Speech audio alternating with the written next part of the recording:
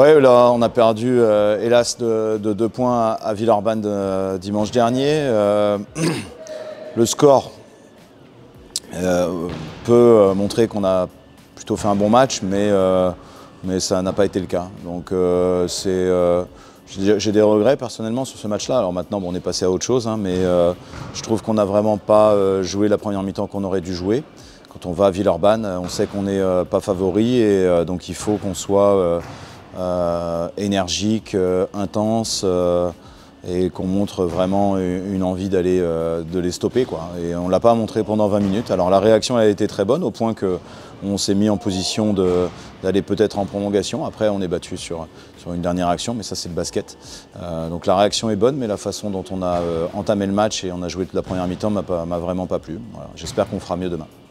C'est sûr que parfois il y a des faits de jeu qu'on ne maîtrise pas et là ce fut le cas avec les sorties très rapides de Youssouf Afal pour Villeurbanne et de Dominique chez nous, parce que Dominique prend 2 fautes en 51 secondes. Youssouf Afal prend une deuxième faute qui est une faute technique au bout de 2 minutes, donc je dirais qu'ils sont un peu autodétruits. Mais voilà, ça oblige les 2 équipes par conséquent à bricoler. Ça nous a aussi manqué terriblement en première mi-temps parce qu'on a besoin de Dominique dans l'assise défensive, dans son impact, et on n'a pas pu compter sur ça. Donc voilà, mais après ce sont des faits de jeu, on ne les maîtrise pas. Et il faut espérer que ça ne se reproduise pas. Ça faisait longtemps que Dominique n'avait pas été comme ça en problème de faute. On savait que Youssouf Afal allait certainement lui poser problème, ça a été le cas. Ouais, alors déjà, bon, Châlons donc, est promu avec nous. Cette année, quand on a regardé le calendrier, on s'était dit, bon voilà, J33 à Châlons, J34 à domicile contre Strasbourg, c'est certainement là que ça se jouera pour le maintien. Et je suis heureux qu'on ne parle pas de ça à ce moment-là de la saison. Et je suis heureux pour les Châlons que les 2 promus se maintiennent. Dans une saison à 3 descentes, c'était quand même pas gagné d'avance. Châlons a fait une saison solide. Ils ont beaucoup de talent, vraiment des joueurs très talentueux sur les postes extérieurs notamment, avec une très forte adresse à 3 points. Ils ont un gros volume de tirs sur 4 joueurs extérieurs et ils sont capables de prendre feu à tout moment. Ils ont aussi la particularité très intéressante de jouer dans une salle qui est pleine à tous les matchs.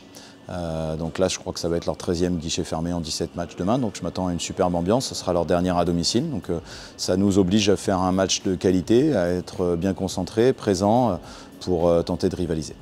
Bon effectif. Oui, évidemment, c'est dans la tête des joueurs, hein. Il reste 2 matchs, on est dans le top 8, on a envie d'y rester et d'y être à la 34e journée. Ce serait un aboutissement extraordinaire.